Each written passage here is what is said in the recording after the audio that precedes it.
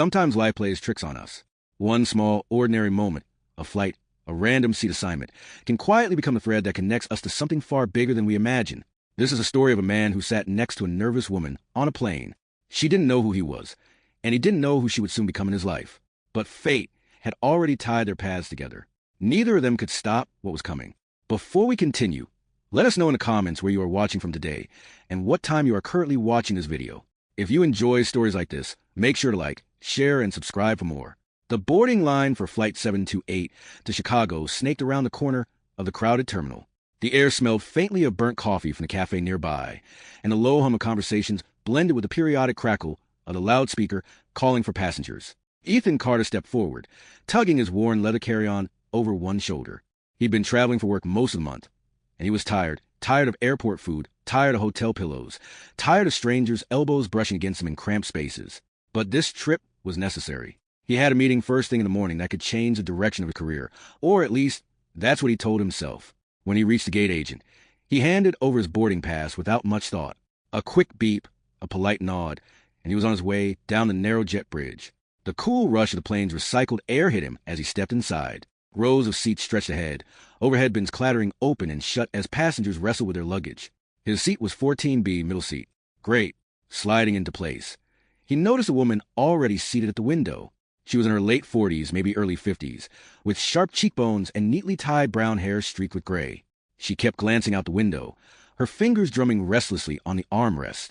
Every so often, she'd adjust the scarf around her neck, then go back to staring at the tarmac. Ethan tried not to pay too much attention, but it was hard to ignore how jittery she seemed. A large man with a baseball cap and a rolling duffel dropped into the aisle seat, grunting as he buckled his belt. The three of them exchanged polite nods, but no conversation started. As the safety demonstration played, the woman fidgeted with the clasp on her purse, then pulled out a paperback novel. She opened it, but Ethan noticed she didn't actually read. Her eyes skimmed the same page twice, then she shut it with a quiet snap. When the engines roared to life, she gripped the armrest so tightly her knuckles turned white. Ethan glanced at her. "Not a fan of flying?" he asked, keeping his voice casual. She gave a small, tight smile. "Not really. I take it only when I have to." He nodded. "Well, this pilot seems like he knows what he's doing. We'll be fine." Her eyes met his briefly. "I'm sure you're right. I just don't like not being in control." As the plane lifted off the runway, she exhaled slowly, her shoulders dropping an inch. For a while, they both sat in silence, listening to the steady hum of the engines. Half an hour later, the flight attendants came by with a drink cart. The woman ordered black coffee. Ethan asked for ginger ale, and the man in the aisle seat went for a whiskey and soda. "You headed to Chicago for business or pleasure?" Ethan asked, more to fill the silence than anything else. She hesitated before answering. "Business. I have an important matter to oversee." Something in the way she said it, measured, deliberate, made him curious, but he didn't push. They chatted lightly about the weather in Chicago, the city's unpredictable wind, and the miserable winter storms. Occasionally, she would fall quiet mid-sentence, her gaze shifting toward the aisle, as if lost in thought. About an hour into the flight, turbulence hit. The plane dipped suddenly, rattling the overhead bins and jolting everyone in their seats. A few passengers gasped. The woman beside him gripped her seat again, her breathing quickening. "It's just turbulence," Ethan said, steadying his voice. "Happens all the time." She gave a quick nod, though her eyes stayed locked on the seat in front of her. The turbulence passed, but her unease lingered. She sipped her coffee in small, cautious gulps, her gaze darting toward the cabin crew each time they moved. As the flight went on, Ethan found himself oddly drawn to her. She wasn't just nervous about flying. It seemed like something else weighed on her. Something heavy. During a quieter moment, she asked, "And you? What brings you to Chicago?" "Meeting with some people about a business opportunity," he replied vaguely. "Could be a big step forward for me." She gave a small smile. "Well, I hope it works out for you." The conversation shifted again, this time to safe topics. Airports they'd both been to, favorite restaurants, travel mishaps. But each time she smiled, it felt guarded, like there was a wall between her and everyone else on the plane. As they began their descent, the captain's voice crackled over the intercom, announcing the weather in Chicago. Outside, gray clouds loomed, the city barely visible through the mist. The plane shuddered slightly as the landing gear lowered. The woman closed her eyes, her lips moving faintly, perhaps counting breaths, perhaps murmuring a silent prayer. When the wheels touched down and the plane slowed, she exhaled sharply, as if she'd been holding her breath the whole time. "Made it," Ethan said with a grin. She chuckled softly. Yes, safe and sound. They waited as the aisles slowly cleared, passengers shuffling out with their bags. When it was their turn, Ethan stepped back to let her go first. At the terminal, they exchanged polite goodbyes. She walked away briskly, disappearing into the crowd, her scarf fluttering slightly with her steps. Ethan adjusted his bag and headed toward baggage claim, already thinking about his meeting. But for some reason, the image of her tense hands gripping the armrest stayed with him, along with a faint feeling that there was something about her he hadn't quite understood. He didn't know that their paths were far from over. Chicago's airport was as busy as ever. The rolling echo of suitcase wheels, the muffled announcements over the loudspeaker, and the smell of pretzels from a kiosk created that usual airport chaos Ethan had learned to navigate. He weaved through the crowd toward baggage claim, his mind shifting between the meeting ahead and the strange woman he'd just met. She hadn't told him her name. In fact, thinking back, she had been careful not to share much about herself at all. The carousel groaned to life. Suitcases began sliding down the belt in slow intervals. Ethan spotted his, a scuffed navy blue roller bag, and grabbed it before it could disappear into the crowd. He checked his watch. He had an hour to get to his hotel, clean up, and review his notes. Out front, the cold Chicago wind slapped his face as he stepped a curb. Cabs lined up in a long row, drivers leaning against their doors, hands buried deep in their coat pockets. Ethan slid into the back of one and gave the address. As the taxi pulled away, he glanced out the window and caught a glimpse of her again, the woman from the plane, standing near the curb with her phone pressed to her ear. Her scarf whipped in the wind, and she looked even more tense than she had in the air. Whoever she was talking to, her voice was sharp, her free hand slicing through the air in frustrated gestures. The cab turned the corner, and she was gone. At the hotel, Ethan checked in, dropped his bag, and took a quick shower. His meeting was with two investors at a high-rise downtown, a chance to pitch his project and secure funding. He'd been preparing for weeks, but something about today felt heavier. He arrived at the lobby of the glass tower 15 minutes early. The receptionist directed him to the 23rd floor, and the elevator ride seemed to take forever. The meeting itself started well enough. The investors listened, nodded, asked questions. Ethan answered confidently, laying out the potential profits, the market gap, the strategy. But halfway through, one of them leaned back and crossed his arms. "Your background," the man said slowly. "We read about some past disputes you had. Care to explain?" Ethan felt heat rise in his neck. He had known his record would come up eventually. "That was a misunderstanding," he said carefully. "I was accused of something I didn't do. It's still being resolved." The room felt tighter after that. They thanked him for his time, but their tone had cooled. He left the building feeling unsettled. The cold wind bit through his coat as he walked back toward his hotel. Passing a coffee shop, he ducked inside for warmth and ordered a black coffee. As he waited, the door swung open, and there she was again. She spotted him instantly. Her eyes flickered with recognition, and for a moment, it seemed like she might turn around. But she walked in, joining the line. Ethan gave a polite nod. "Small world," he said. "Chicago's big," she replied, her voice calm but clipped. "Running into someone twice here? That's rare." They spoke lightly for a minute, about the weather, the flight, nothing important. But then her phone buzzed, and she stepped aside to answer. Ethan only caught snippets. "Yes, I'll be there tomorrow." "No, I've read everything. It won't be easy." Her tone was steady now, her earlier nervousness gone. She ended the call and gave him a faint smile. "Well, I should go. Good luck with whatever you're here for." "Thanks." "And you too," he said, though his curiosity was eating at him. That night, Ethan couldn't shake the odd encounters. The next day, his schedule was free until the evening, so he decided to explore the city. He took a walk to Millennium Park, grabbed lunch at a crowded deli, and watched ice skaters circle the rink under a sky that looked ready to snow. By late afternoon, his phone rang. It was his lawyer. "We've got a date," the lawyer said. "Your case will be heard next week." Ethan's stomach tightened. He'd been waiting months for this. "Who's presiding?" he asked. There was a pause on the other end. "Judge Elizabeth Warren." The name meant nothing to him at first, but later, scrolling through his phone out of boredom, he decided to look her up. The official photo appeared on the screen, and his coffee nearly spilled. It was her, the woman from the plane. The same calm eyes, the same sharp cheekbones, the same scarf she'd worn in the airport photo the news article used. For a moment, he just stared at the screen, his mind rewinding through every word they'd exchanged. She hadn't told him her name. She hadn't said what she was in Chicago for. And now he knew why she'd been nervous. Judges didn't get to be anonymous in the courtroom, but in the airport, she was just another passenger. A strange tension settled over him. She had no idea he was the man whose case she'd soon be deciding. And he had no idea how much that flight might have already shaped her opinion, if at all. As the snow began to fall outside his hotel window, Ethan realized one thing. He couldn't treat next week like any other court date. Something had shifted. The next morning, the city was wrapped in a thin layer of snow.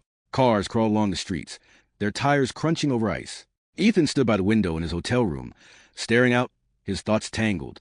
Knowing who the woman was, the judge who'd be handling his case, changed everything. He had never imagined meeting her outside of a courtroom, let alone sharing cramped airplane space with her for hours. And now he wondered, had anything he said on that flight stuck with her? He dressed in dark jeans, a gray sweater, and a heavy coat before heading downstairs for breakfast. The hotel restaurant was half empty. He chose a seat near the window and ordered eggs, bacon, and coffee. Halfway through his meal, he heard the scrape of a chair across the floor. He glanced up. A man in a dark suit sat 2 tables away, his back to the window. The man wasn't eating, just nursing a cup of coffee, eyes occasionally flicking toward Ethan. Ethan tried to ignore it, but the man's glances were too deliberate to be casual. After a few minutes, Ethan paid his bill and left. As he stepped outside into the cold, he caught a faint reflection in the glass door. The suited man had gotten up and was following him out. Ethan's pace quickened. He turned left at the corner, weaving through pedestrians. When he looked back, the man was still there, matching his movements with unsettling precision. Not wanting to lead him back to the hotel, Ethan ducked into a small bookstore. The warm air inside smelled of paper and dust. He lingered near the travel section, pretending to browse, until he saw the man pass by the window without looking in. Ethan stayed put for 10 more minutes before cautiously heading back to his hotel. He couldn't tell if the man had been connected to his case or if it was just paranoia, but the timing was too strange. Later that day, he met his lawyer, Greg, at a cafe near the courthouse. Greg was in his late 40s, with graying hair and a habit of tapping his pen against his coffee cup when thinking. "You look like you haven't slept," Greg said. "I haven't," Ethan admitted. "I saw the judge." Greg frowned. "Saw her? Where?" "On my flight here. Sat right next to her." Greg leaned back in his chair. "And she knows who you are?" "No. I didn't tell her my name, and she didn't tell me hers. But I recognized her last night from an article." "Excite. Well, that's unusual. But it's important you don't try to reach out or influence her in any way. That could backfire badly." "I know," Ethan said. "I'm not going to do anything stupid." They spent the next hour going over strategy. The case involved an accusation that Ethan had embezzled funds from a business project. He maintained his innocence, but proving it wasn't simple. The paper trail was messy, and the other party involved had far more resources. When they finished, Ethan stepped outside and zipped his coat against the wind. Snowflakes clung to his hair and lashes. He headed toward his hotel, but halfway there, he froze. Across the street, leaning casually against a lamppost, was the same suited man from that morning. Ethan ducked into a nearby diner. Without crossing the street, he slid into a booth near the window and ordered tea just to have an excuse to sit. The man didn't follow him inside this time, but he stayed in view for several minutes before disappearing into the crowd. That night, Ethan barely touched his dinner. He kept thinking about the judge, the man following him, and the fact that his court date was drawing closer. He pulled out his laptop and began reviewing every piece of evidence he had, making sure there were no gaps. The next morning, he decided to clear his head with a walk by the river. The air was sharp, the kind that stung your lungs with each breath. The skyline rose gray and solemn against the pale winter sun. As he leaned on the railing, he heard footsteps approach. Turning, he was startled to see her, the judge, walking toward him, her scarf wrapped tightly, her gaze scanning the icy water before landing on him. "Ethan, right?" she said. His stomach dropped. She remembered his name from the flight's introduction when the passenger in the aisle seat had asked. "Yeah," he said, forcing a smile. "Didn't expect to see you again." "Chicago's big," she replied, echoing what she'd said before. "But the world's small." They spoke briefly about the weather. She seemed more relaxed now than on the plane, but her eyes still had that steady, assessing quality. Before leaving, she said, "I have a busy week ahead. You take care of yourself, Ethan." Her words were polite, but there was something in her tone that made him wonder if she knew more than she was letting on. As she walked away, the suited man from before appeared in the distance again, this time crossing the street toward Ethan. Ethan didn't wait. He started walking in the opposite direction, his pulse quickening. He didn't know it yet, but the threads between him, the judge, and that shadowy follower were about to tighten. The cold bit harder as Ethan quickened his pace. The suited man behind him didn't seem to be in a rush, but his steady approach made Ethan's skin crawl. Snow crunched under his shoes as he cut through a narrow side street, hoping to lose him. The alley was lined with dumpsters and delivery doors, the smell of old cooking oil hanging in the air. When Ethan reached the other end, he slipped into a busy main street and blended into a crowd of office workers heading to lunch. He didn't look back until he was inside a convenience store, pretending to browse magazines. Through the glass door, he scanned the passing faces. No sign of the man. Still, he stayed inside for 10 minutes, buying a bottle of water before stepping out again. By the time he reached his hotel, Ethan's mind was racing. Who was that man? Was he tied to his case? Or was it some kind of warning? He locked the door behind him and double-checked the latch. That afternoon, he had a brief meeting with Greg at a downtown law office. The plan was to go over the final witness list. Ethan sat across from Greg, watching him flip through a thick folder. "We're solid on our evidence," Greg said, "but we have to prepare for the other side to push hard on your credibility." Ethan leaned forward. "Greg, do you have any idea who might be following me?" Greg stopped flipping pages. "Following you?" Ethan told him about the suited man, how he'd seen him at breakfast, later on the street, and again by the river. Greg frowned. "Could be a private investigator. Sometimes the other side hires them to keep tabs, maybe to catch you doing something they can use against you." "I'm not doing anything wrong," Ethan said sharply. "I know, but you still need to be careful. Stick to public places. No confrontations. And if you see him again, let me know right away." They wrapped up the meeting, and Ethan stepped outside into a swirl of snowflakes. The streets were wet, cars hissing over the slush. As he waited at a crosswalk, a city bus pulled up, blocking his view of the opposite sidewalk. When it moved on, Ethan's chest tightened. The suited man was standing there, watching him. Ethan crossed quickly, moving into a crowd of shoppers. He turned into a coffee shop and sat by the window, pretending to read the news on his phone while keeping him in sight. The man didn't come in. Instead, he stayed across the street, occasionally glancing at his watch. Ethan decided not to give him the satisfaction of reacting. He stayed put for nearly half an hour, until the man finally walked away. Still, the tension in his shoulders didn't ease. The following morning, Ethan woke early, unable to shake the restless feeling. He headed to the hotel gym for a run on the treadmill, hoping to clear his head. Sweat beaded on his forehead as he pushed the pace, music pounding in his ears. But even in that small room, he couldn't shake the sense of being watched. Later, as he left the gym, he spotted a newspaper tucked into the lounge area. The headline on the front page caught his eye: "Judge Warren to preside over high-profile embezzlement case next week." There was her picture again, crisp and official. The article talked about her reputation: tough, fair, not easily swayed by sympathy. Ethan read every word, his stomach tightening. He was still reading when his phone buzzed. It was Greg. "We've got a pre-hearing conference tomorrow morning. You need to be there at 9 sharp. Ethan agreed, then hung up. That night, sleep came in short bursts. He kept replaying the flight in his mind, the nervous way she gripped the armrest, the guarded tone in her voice, the way she looked at him by the river. Now that he knew who she was, every detail felt loaded with meaning. Morning came gray and cold. Ethan dressed in a dark suit and tie, grabbing a cab to the courthouse. The building loomed ahead, its stone facade dusted with snow.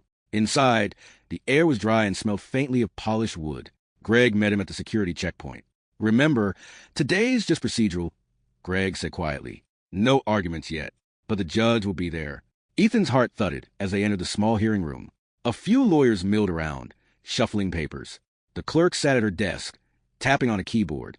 Then the door behind the bench opened, and she walked in. Judge Warren. She was composed, her scarf replaced by the black robe of her office. She took her seat, scanning the room briefly before focusing on the clerk. If she recognized Ethan from flight, she gave no sign. The conference lasted less than an hour. Dates were set, motion scheduled. Ethan kept his eyes forward, answering only when spoken to. When it was over, the judge stood and left the room without a glance in his direction.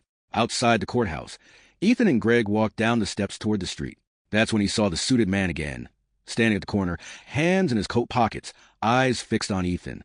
Greg noticed his pause. "Is that him?" "Yeah," Ethan said quietly. Greg's jaw tightened. "We'll deal with it. Just stay sharp." Ethan nodded. But as they crossed the street, he couldn't shake the feeling that whatever game was being played, it was getting more dangerous by the day. The wind was sharp as Ethan and Greg moved away from the courthouse. Traffic roared past, spraying dirty snow from the street edges. The suited man stayed where he was at the corner, not following this time, but his steady gaze made Ethan's skin prickle. Greg hailed a cab, motioning Ethan inside. "Don't walk back to the hotel," Greg said. "Let's keep your movements short and predictable. Less chance for anyone to corner you." Ethan slid into the seat, watching the suited man shrink in the rear window as the cab pulled away. "You think he's here to rattle me?" "Possibly," Greg said, "but rattle people make mistakes. Don't give him what he wants." The cab dropped him at Greg's office. Inside, the warm air smelled faintly of coffee and paper. Greg led Ethan into a conference room, closing the door behind them. "We're close to trial now. Every move counts. I need you to keep your head down. No sudden trips. No solo meetings with anyone connected to the case." Ethan nodded. "Understood." They spent the next hour reviewing documents, making sure all their exhibits were in order. When they finished, Ethan walked to the elevator alone. As the doors closed, he caught a flash of movement, someone in a dark coat stepping into the lobby. He didn't get a clear look, but it was enough to make his heart race. Back at the hotel, Ethan decided to eat in the lobby restaurant rather than venture out. The clink of silverware and soft conversation were a welcome change from the cold streets. He was halfway through his steak when his phone buzzed. Unknown number. He answered cautiously. Hello. A pause, then a low male voice. You're making a mistake going through with this case. Ethan's fork froze halfway to his mouth. Who is this? The voice didn't answer directly. Walk away while you still can. The line went dead. Ethan sat back, staring at the phone. His appetite was gone. He considered calling Greg immediately, but decided to wait until morning. For now, he needed to keep his mind steady. That night, he double-locked the door and left the television on for background noise. Still, he woke twice from shallow sleep, certain he'd heard footsteps in the hallway. The next day, Ethan kept to public places. He worked from a hotel lobby, laptop open, occasionally glancing at the glass doors for any sign of the suited man. By late afternoon, cabin fever set in. He decided to take a short walk to a cafe 2 blocks away. The sidewalks were slushy, and the air carried the smell of exhaust mixed with winter. Halfway there, he spotted a reflection in a shop window. Dark coat, steady pace, 20 yards behind him. Ethan's pulse quickened. He turned right at the next block, picking up speed. His boots splashed through puddles as he moved past a line of parked cars. At the corner, he slipped into a crowded grocery store. He lingered near the produce section, pretending to compare apples while scanning the entrance. The suited man entered a minute later, pretending to browse the magazines. Ethan moved deeper into the aisles, weaving through shelves until he reached the rear exit marked Employees Only.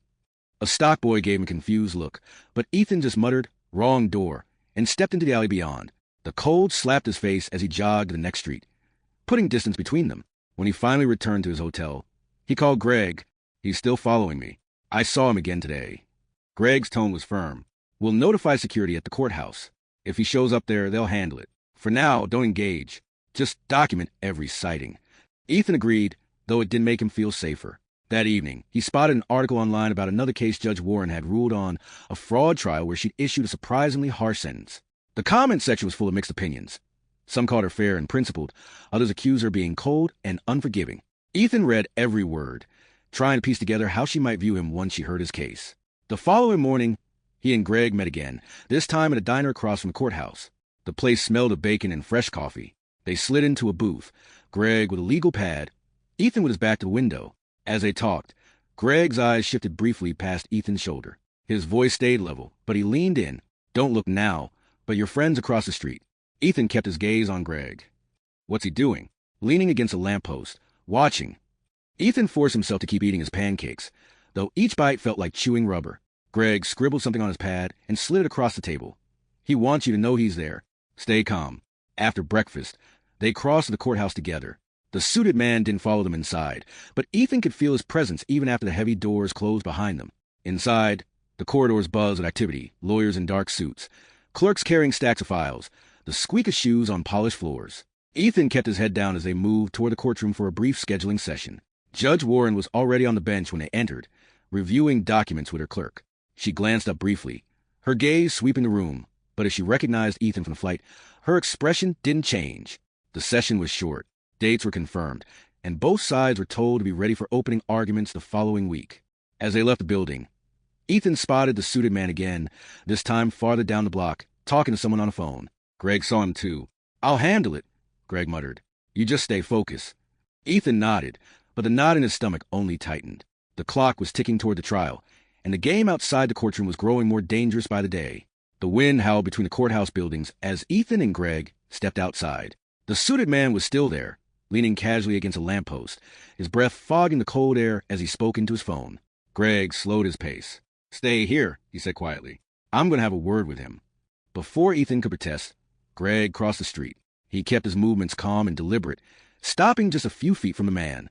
From where Ethan stood, he couldn't hear the conversation, but Greg's posture was firm, shoulders squared, hands in his coat pockets. The suited man didn't back away, just listened, then gave a slow smile that made Ethan's stomach twist. After a minute, Greg turned and walked back. Well, Ethan asked.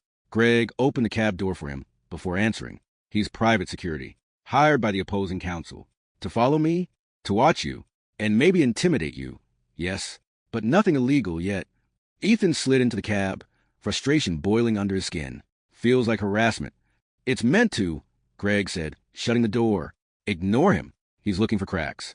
Back at the hotel, Ethan tried to work on some emails, but his mind kept drifting.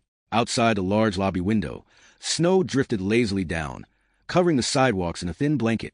Every time someone passed by, he found himself glancing up, half expecting to see that same dark coat. By late afternoon, he decided to get some air. He pulled on his coat and scarf and stepped into the cold. The streets were quieter than usual, muffled by the snow.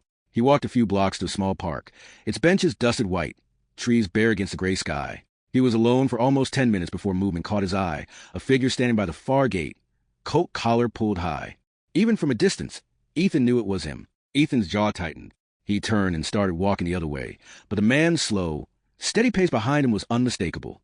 Instead of heading straight back to the hotel, Ethan ducked into a corner bakery, the warm smell of bread wrapping around him. He ordered a coffee and took a seat by the window, watching the snow-covered street. 5 minutes later, the suited man appeared outside. He didn't come in, just stood across the road, hands in his pockets, staring. Ethan sipped his coffee slowly, refusing to give the satisfaction of leaving first. After 15 minutes, the man finally walked off. That night, Ethan called Greg again. Keep documenting it, Greg said. We'll use it if we need to argue intimidation tactics in court. Ethan hung up and tried to settle in for the night, but every creak of the hotel building made him sit up and listen. The next morning was a Saturday, giving him 2 full days before the trial week began. He decided to get out of the city for a few hours and clear his head. He rented a car from a lot near the hotel and drove toward the suburbs, the skyline shrinking in his rearview mirror. It was quiet out there, rows of snow-covered houses, frozen ponds, and bare trees lining the roads. He stopped at a diner off the highway for breakfast, the kind of place with cracked vinyl booze and coffee that tasted faintly of metal. He was halfway through his pancakes when the bell over the diner door jingled.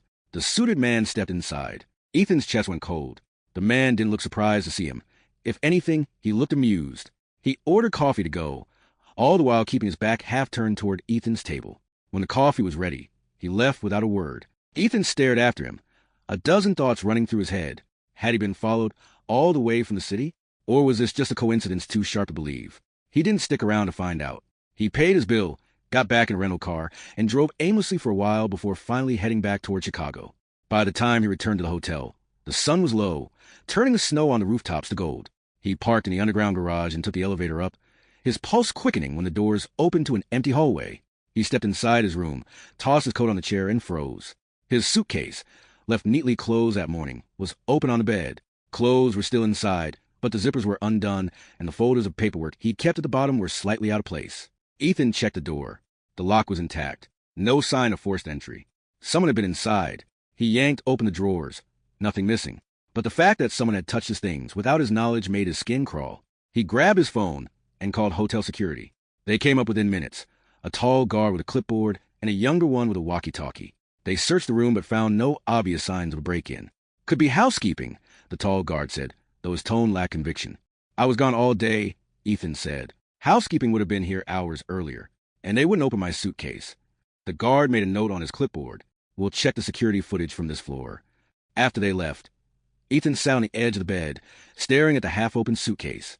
He knew exactly who he suspected, but without proof, there was nothing he could do. Yet, the trial was 3 days away, and the walls around him were starting to feel smaller.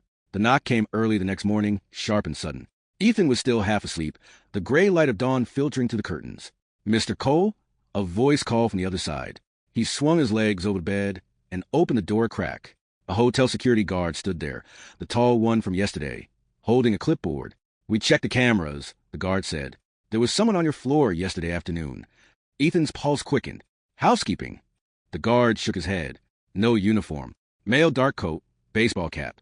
He came off the elevator around 2:15 p.m., stayed for about 10 minutes, and left. We couldn't see his face clearly. Did you see him go into my room? Ethan asked. That's the thing we can't confirm. Our cameras only cover the hallway near the elevator, not the individual doors. Ethan's stomach sank. So you don't know if it was him. The guard's tone was cautious, but it's suspicious. After the guard left, Ethan paced the room, running through scenarios in his mind. He'd been followed for days. Now, someone had been on his floor, possibly inside his room. The message was clear. We can reach you anywhere. By mid-morning, he decided to call Greg. They're not even hiding it now, Ethan said, voice tight. This is a scare tactic, Greg replied. They want you rattled before trial. You need to stay steady. I don't know if I can, Ethan admitted. It's like I'm waiting for the next thing to happen. Greg was silent for a beat. Then we turn around, document everything. Every sighting, every conversation, every strange detail. We'll make this look like the harassment it is. That afternoon, Ethan bought a small notebook from a corner store. He began writing down everything. The times he saw the suited man, where he was, what he was doing, what Ethan was doing. At 5:47 p.m., the man appeared again. Ethan spotted him across the street from the hotel, leaning casually against the bus stop, scrolling through his phone. He made a note in the book, forcing himself not to stare too long. The snow kept falling, piling up on the curbs. Chicago was quiet under its white blanket, but Ethan felt anything but calm. On Sunday, Ethan decided to change his routine. He left the hotel through the service exit in the morning, walked 2 blocks, then hailed a cab. He wanted to see if the man could still track him. The driver took him to a library on the far side of the city, a grand old building with tall windows and wide marble steps. Ethan spent hours there, wandering between aisles of books, pretending to read while keeping an eye on the main entrance. At one point, he caught a glimpse of a dark coat slipping through the doors. The man didn't linger, just passed through the lobby, glanced around, and left. So, yes, he could still find him. Ethan's chest felt tight on the ride back. He kept looking out the rear window, half expecting to see the same black sedan tailing him. That night, Ethan ordered room service, ate in silence, and watched the snow swirl outside. He kept thinking about the first time he'd seen the nervous woman on the flight, how her hands had trembled, how she'd avoided talking too much. And now he knew who she was, the judge who would decide his case. He wondered what she was doing right now. Did she even know the lengths someone was going to in order to unsettle him? Monday came too quickly. Ethan had barely slept, and the hotel room felt like it was shrinking around him. He decided to take a walk before heading to Greg's office. The streets were slick, the snow now packed down into icy patches. Ethan kept his hands in his pockets, shoulders hunched against the cold. Halfway down the block, he heard footsteps behind him, quick, deliberate. He glanced over his shoulder. The suited man was there. This time, Ethan didn't change his pace. He kept walking, turning onto a busier street. When he reached the crosswalk, he stopped and faced him directly. "Why are you following me?" Ethan asked, voice steady despite the adrenaline surging through him. The man smiled faintly, like they were old acquaintances. "Just making sure you're doing all right. Who sent you? Doesn't matter." He took a step closer, lowering his voice. "What matters is, you should think carefully about the decisions you make in the next few days." Ethan's pulse hammered. "Is that a threat?" The man's smile didn't falter. "Just advice?" The light changed, and the man turned, walking across the street without looking back. Ethan stood there for a moment, letting the cold wind bite his face. Then he pulled out his notebook and wrote it all down. At Greg's office, he handed over the notebook. Greg read through the entries, his expression hardening. "They're crossing a line," Greg said. "We'll bring this up in court if we have to. For now, keep acting normal. Don't give them any reason to twist your behavior." Ethan nodded, but deep down he knew things were only going to get more intense. The trial was tomorrow, and every step he took toward that courtroom felt like stepping deeper into enemy territory. That night, Ethan double-checked the lock on his hotel door. He left the TV on low, hoping the sound might help him sleep. But every time he drifted off, he saw the suited man's faint smile in his mind. And in the quiet hours before dawn, Ethan had the uneasy feeling that someone, somewhere, was waiting for him to make a mistake. The morning of the trial started with a sharp knock on Ethan's hotel door. He had been sitting on the edge of the bed, fully dressed, staring at the snow outside. His stomach felt tight, like he'd swallowed a stone. He opened the door to see Greg standing there in a thick coat and scarf. "You ready?" Ethan gave a quick nod. "As ready as I'll ever be." They left together, the air outside biting and cold. Chicago's streets were slick, cars crawling along cautiously. As they got into a taxi, Ethan glanced out the window and spotted the black sedan parked 2 blocks down. He didn't say anything. Greg had already told him to keep his cool, but the sight lodged itself in his mind like a splinter. The courthouse loomed ahead, tall and gray against the winter sky. Police officers stood at the entrance, their breath puffing into the air as they checked IDs. Inside, the building was warmer but carried a heavy, tense silence. Greg led him through security, then down a hallway lined with heavy wooden doors. They entered a small conference room where Ethan could wait until the session began. Greg set his briefcase on the table. "Remember, don't react to anything they throw at you. We've got a strategy. Stick to it." Ethan nodded again, but his mind kept drifting back to the woman on the flight. The nervous hands, the darting eyes, and then the shock of seeing her name on the case documents weeks later. Judge Diane Rowe. When the bailiff finally came to get them, Ethan's pulse was pounding in his ears. He walked into the courtroom and felt dozens of eyes on him. The air smelled faintly of paper and coffee. The prosecution sat at their table, three suited lawyers whispering to each other. Across the aisle, Greg pulled out his papers. Ethan kept his eyes straight ahead until the side door opened. She walked in wearing a black robe, her expression calm and unreadable. If she recognized him from a flight, she didn't show it. She took her seat at the bench, adjusted her glasses, and glanced at the paperwork in front of her. "All rise," the bailiff said, and the trial began. The opening statements felt like a chess game. The prosecution painted a neat, clean picture of guilt. Greg countered with quiet precision, laying out flaws in their evidence.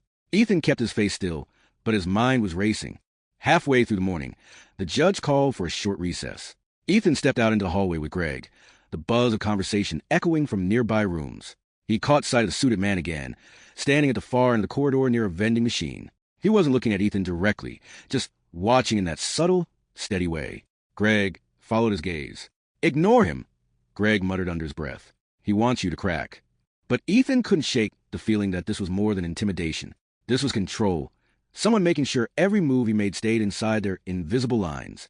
When they returned to the courtroom, Ethan caught the briefest flicker of the judge's eyes in his direction before she looked back at her notes. By the afternoon, witnesses began to take the stand. The first was a man in his 40s with neatly combed hair and a polished tone. He spoke confidently, answering the prosecution's questions like he'd rehearsed them 100 times. Greg tore into his testimony, pointing out inconsistencies. The man grew slightly defensive, glancing toward the prosecution's table for reassurance. Ethan watched Judge Rowe carefully. Her face was unreadable, but her pen moved often across the notepad in front of her. During the second recess, Ethan went to the restroom. As he was washing his hands, the door opened and the suited man stepped inside. Ethan froze. The man walked to the sink next to him, turned on the water, and spoke without looking up. "You're making this harder than it needs to be." Ethan's jaw tightened. "Why are you even here?" "You already know." The man dried his hands slowly, almost casually. "You think this is about winning in court. It's not. It's about what happens after." Ethan stared at him, but before he could respond, the man walked out. Back in the courtroom, Greg gave him a quick, questioning glance, but Ethan said nothing. He didn't want to sound paranoid in the middle of a trial. By the time the session ended for the day, the winter light outside had faded into a dull gray dusk. Greg packed up the files, his movements brisk. "We did good today," Greg said. "They didn't get the reaction they wanted from you. That's a win." But Ethan didn't feel like he'd won anything. As they left the courthouse, Ethan glanced over his shoulder. The sedan was parked across the street again, and this time, there was no pretending it was coincidence. Back at the hotel, Ethan went straight to his room, locked the door, and sat at the desk with his notebook. He wrote down everything: the suited man in the hallway, in the restroom, his exact words. The weight of it all pressed down on him. The trial was only halfway through, and the tension was already eating away at him. Lying in bed later, Ethan stared at the ceiling, listening to the faint hum of the heater. He thought of Judge Rowe again. How strange it was that their paths had crossed before this. How she had seemed almost fragile on that flight. Now, in this courtroom, she was the one with the final say. And somewhere deep in his gut, he wondered if she remembered him too. The next morning, Ethan woke before his alarm.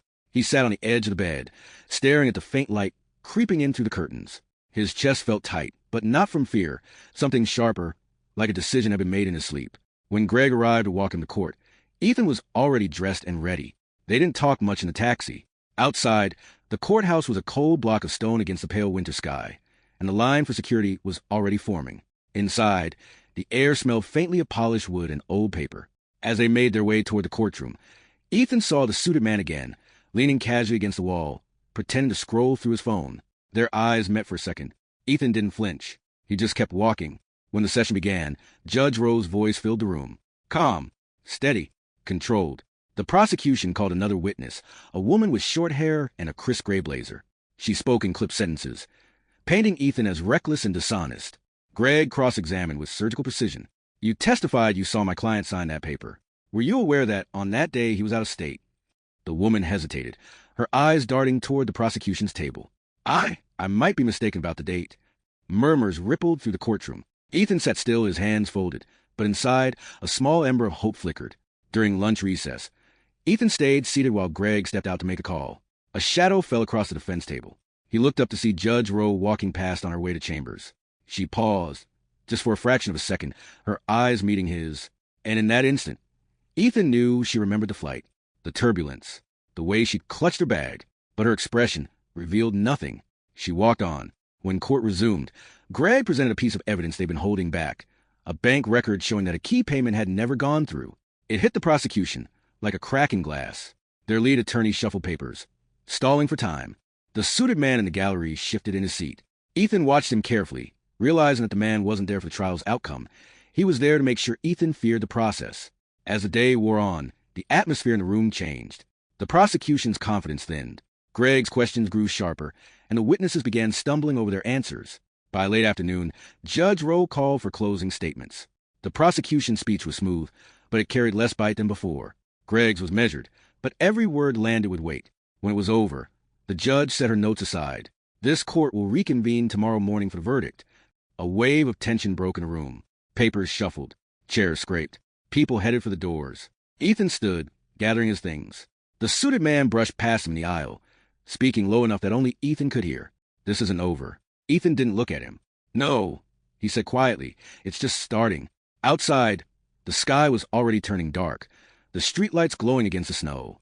Greg walked beside him, his face unreadable. "We did good today," Greg said. "Real good." For the first time in weeks, Ethan felt like he could breathe. Whatever the verdict would be tomorrow, he'd face them, every lie, every shadow in the hallway, and hadn't broken. And as the taxi pulled away from the courthouse, the sedan was nowhere to be seen. If you like this story, make sure to like, share, and subscribe. Also and other to strengthen our community. Let us know in the comments where you are watching from and what time you are currently watching this video.